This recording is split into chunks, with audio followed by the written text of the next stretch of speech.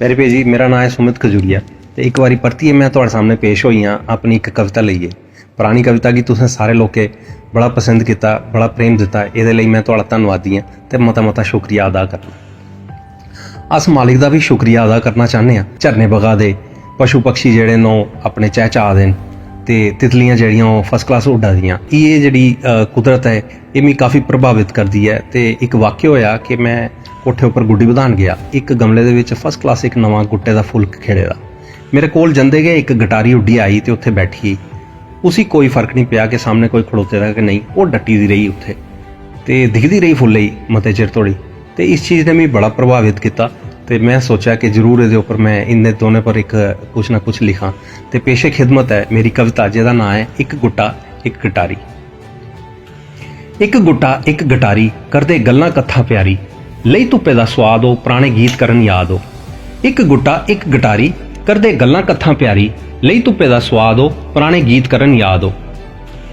एक दूए दा मन टटोलीए सुख दुख गूड़ फरोलीए, दोई बईए करन रमान कस्सीए नवारा मंजी डान। एक दूए दा मन टटोलीए सुख दुख गूड़ फरोलीए, दोए बईए करन रमान कस्सीए नवारा मंजी डान। एक गुट्टा एक गटारी करदे गल्लां कत्थां प्यारी, लई धुप्पे दा स्वाद हो पुराने गीत करन याद हो। गुट्टा ते गटारी दसो है कोई इंदा मेल, इरख दोने दा दिखो वाकई क्या कुदरत दा खेल। एक अंबल डवारी दूआ गमले दी शान, फ्ही भी दोने दे एक दूए च प्राण। गुट्टा ते गटारी दसो है कोई इंदा मेल, इरख दोने दा दिखो वाकई क्या कुदरत दा खेल। एक अंबल डवारी दूआ गमले दी शान, फ्ही भी दोने दे एक दूए च प्राण। एक गुट्टा एक गटारी करदे गल्लां कत्थां प्यारी, लई धुप्पे दा स्वाद हो पुराने गीत करन याद हो।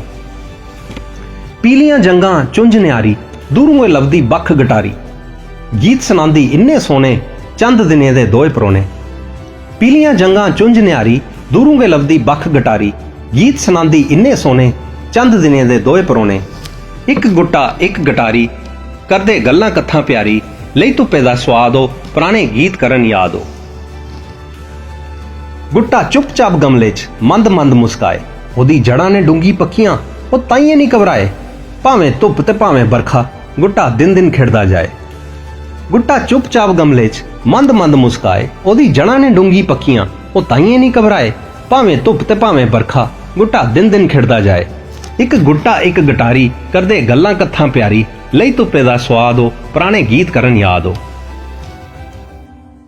यही मेरी कविता गुट्टा ते गटारी। जे पसंद आई तो लाइक कमेंट शेयर करो ते भेजो अगे। ते तोले गए अस एक होर कविता लईए तुहाडे सामने जरूर पेश हो गए। तां तक जय हिंद।